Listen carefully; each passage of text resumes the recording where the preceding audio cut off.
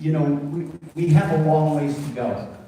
I'm John Johnson. I'm the current state senator, Senate District 3, which actually takes in half of Summit County, half of Morgan County, and half of Weaver County.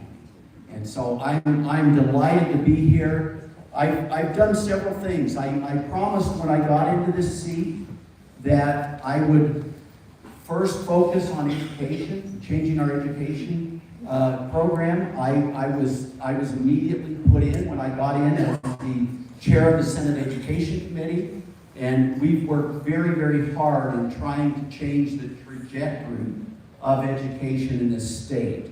Number one, we increased funding for public education, over $3 billion. We've had the two largest pay increases for teachers, yet every year I have either co-sponsored or voted for a comprehensive tax restructuring, a cut in taxes.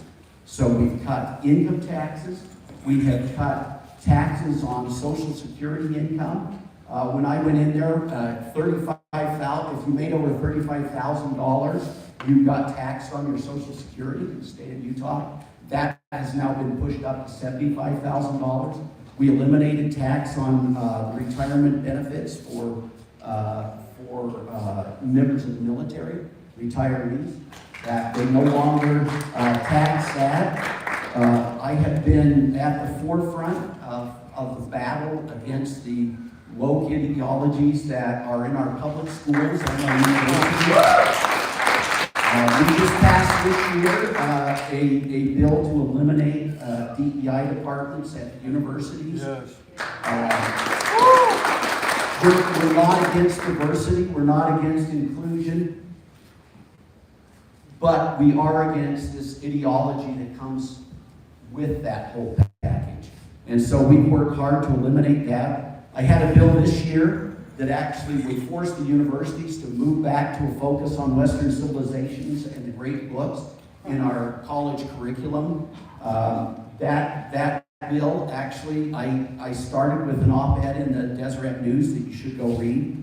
The morning after that op-ed came out, there was a major story that came out in the National Review that said, "Can Utah save higher education?" That was then published in several other states. That bill, unfortunately, was voted down in committee. If you watch the Salt Lake Tribune today, they were complaining about the DEI, and they said to keep the scarier thing is the bill that Senator Johnson put forward on changing the core curriculum at the universities.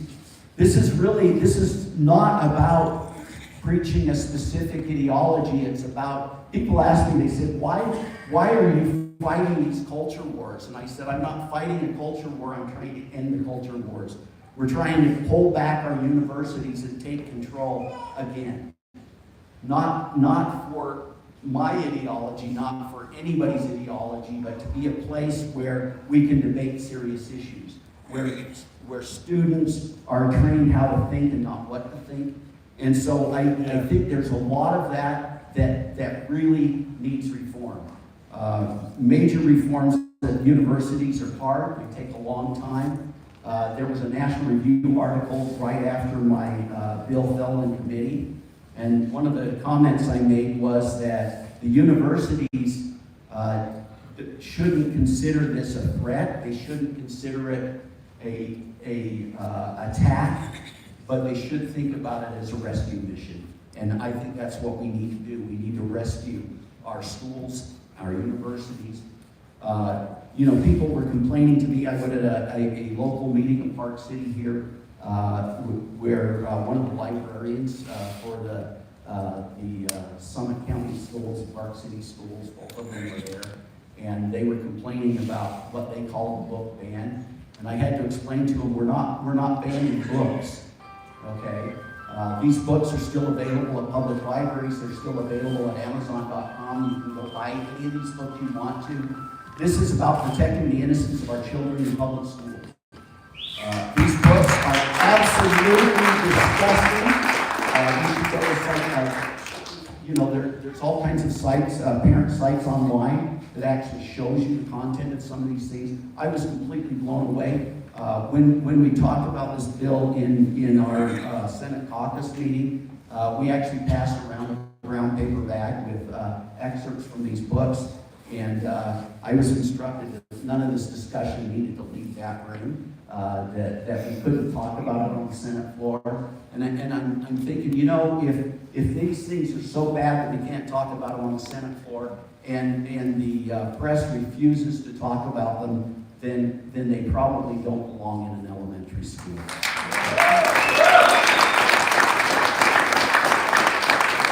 I would appreciate your support. I garnered a Democrat that's probably on as far left as I am on the right, and it's interesting. People ask me why is Big Ed running against you? Why are they donating money to your opponent? And it's simply, it's not because I didn't fund the schools. It's not because I didn't focus on building a better education system. It's not because I didn't appreciate our teachers and the great work that they do, and the need to have more money funding the teachers and our schools, but it's because I promoted things like school choice so kids could leave failing schools. We provided this UFIT scholarship. In that scholarship, there actually is enough funding to fund 10,000 students.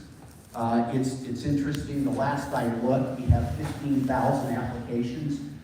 There's a lot of talk that there'll probably be as many as 40,000 applications for these scholarships. But the most incredible thing to me is these scholarships aren't for the children of rich parents that can already send their kids to private schools. Most of these are coming from kids that are in Charter I schools, whose parents are concerned that they're not learning to read, they're not learning to write. If we really believe as a state in equity or equality of opportunity, we would teach kids to read. Okay? Yeah. Black students in this state, only 12% are literate in reading. You look at the 10th grade scores. We had a massive amount of learning loss during COVID. Our rates are at about 49% statewide of kids that are actually learning how to read and how to write and how to do math. Hey, let's stop the focus on the culture wars. Let's stop the focus on SEL and CRT and other things like that, and let's focus on teaching kids to read and to write and to do math.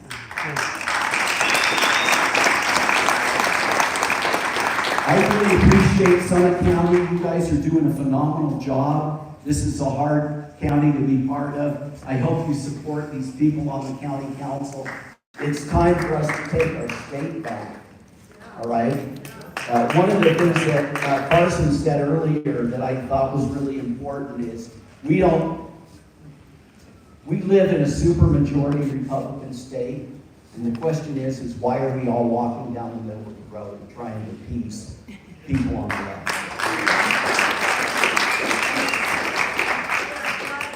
I appreciate you guys, and thank you very much. Again, my name is John Johnson, Senate District 3. I would really appreciate your support. Let's get out and vote. I don't have a Republican opponent, but I've got a Democrat opponent that is now being funded. I mean, you know, the day after I voted down the ridiculous $2 billion in spending for a hockey team and a baseball team, my opponent got donations over that vote. There are a lot of these things that sometimes we just have to do the right thing. And, you know, I just want to put in one last plug. You have one of the best school board members we've had. Jenny is now in leadership. You know, she was very helpful, and we had a whole group of people across the state running conservatives for the state school board. We're continuing that fight. We now have a conservative majority on the state school board, and Jenny is in leadership now on the school board. They're doing fantastic things. We're working forward, and of course, Kera, Birkeland. I mean, talk about a rock there. Thank you very much. As you all can tell, no one wants to speak after Jenny. She is amazing, she is dynamic, and honestly, she won't tout all the great things that the state board has turned around. But when I was elected 4 years ago, I hated our state school board for many reasons. I mean, I'm just going to be blunt, and please don't take offense, but I just felt like they weren't working for the parents. They weren't working for the kids. And they've made a massive shift, and so much of it is because of the hard work of Jenny Earl. So I'm glad I can speak after her. Quick housekeeping. I don't have a Republican challenger, but I still want to get to know each and every one of you. If you would like to host a cottage meeting or have a town hall in your area, I'm there. Just tell me when. If it's a cottage meeting, no problem. If it's a town hall, I just have to bring security. Not a big deal, but unfortunately, it does, anything that's open to the public, there's usually a plainclothes officer there, because the radical left really does hate me. Highway Patrol was outside of my house the entire session, credible death threats, horrible things about my children, packages sent to my home of poop, white powder, you name it. It got sent to me. But as my daughter, she's 16 years old, she said, we must be doing the right thing. And I love that she said, we. She didn't say you, Mom. She didn't say you. She said, we are doing the right thing. Because in our house, it is a family affair. I don't run bills for corporations. I don't run legislation for donors. A lot of my donors are individual, just residents of the state. I run bills that matter to the people. And so I think we are doing the right things. Some of the things that they hate about what I've done, everyone, of course, hopefully knows about preserving women's sports a couple of years ago. And this year we also had the bill that, number one, codified the foundation of Title IX. Not all of the garbage that's been put in Title IX since the last 20 years, but the very foundation of Title IX is codified in state law so that we have true equality for our athletes and our school children. That no more will young girls have to be sent under the bleachers at halftime because the boys away team is taking their locker room. Because that's what Title, we cannot say as Republicans we care about Title IX, we uphold it, we don't want all the new radical things, and yet not actually stand up for what Title IX truly is and was about. So now in Utah, we're doing that. And yes, we did define what a man and a woman is. We did make sure that there is a privacy plan in place so that kids who have gender dysphoria have a place that is private for them to go to the bathroom that is not the same bathroom as your daughter's.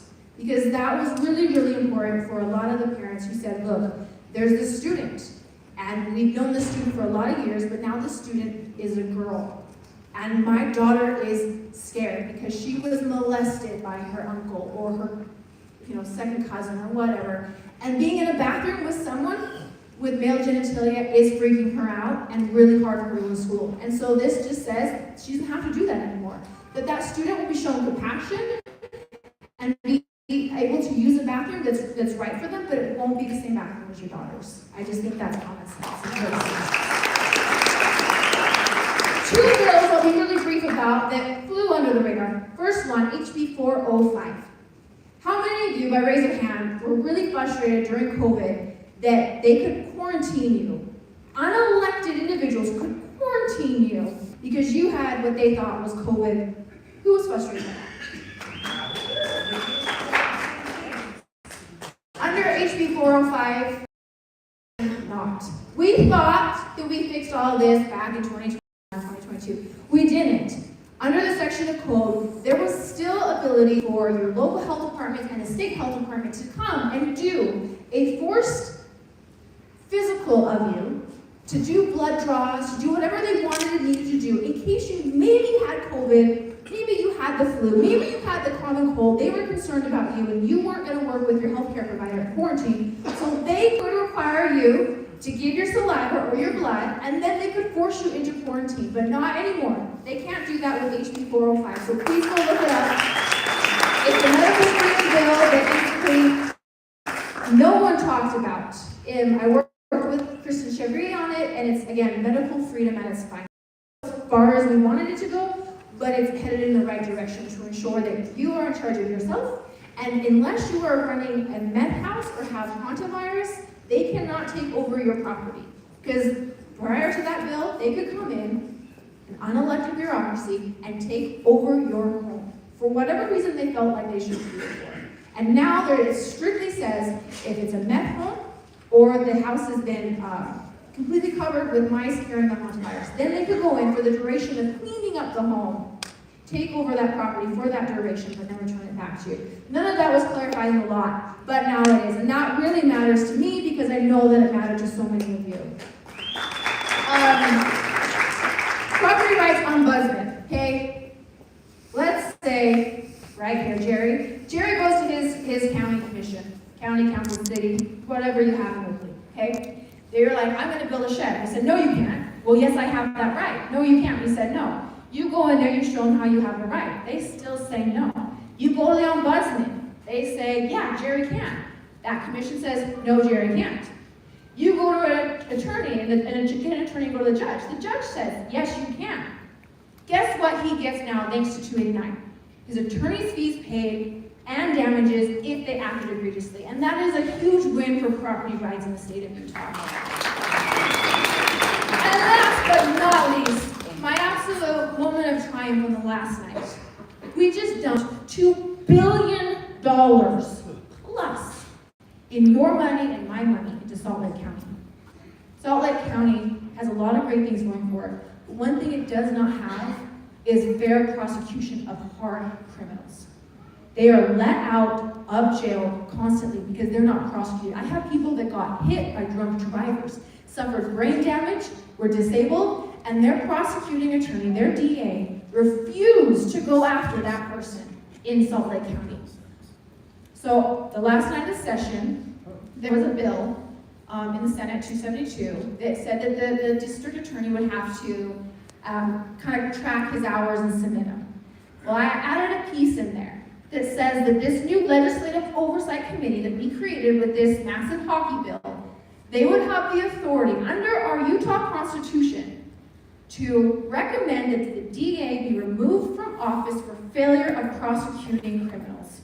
And that will make our streets safer, that will protect your investment of $2 billion, and that will actually start holding people accountable. I understand that there's a voting bloc in Salt Lake that is maybe okay with criminals being let out of jail, murderers being let out of jail who only go again and reoffend. I have a constituent whose son was murdered and a week later was let out of jail. For a year, he walked free in Salt Lake County. It is absolutely ridiculous. And if we're going to take your money and the state's money and put it in a city and say, all of you come into Salt Lake and enjoy all this great baseball and enjoy all this great hockey, and I love baseball, don't get me wrong, but enjoy it all while we have massive criminal issues happening in the county, there needs to be more accountability than just the voters who continue to vote for that type of corruption. So I'm proud of this session. It wasn't perfect, but I think we got a lot of things right.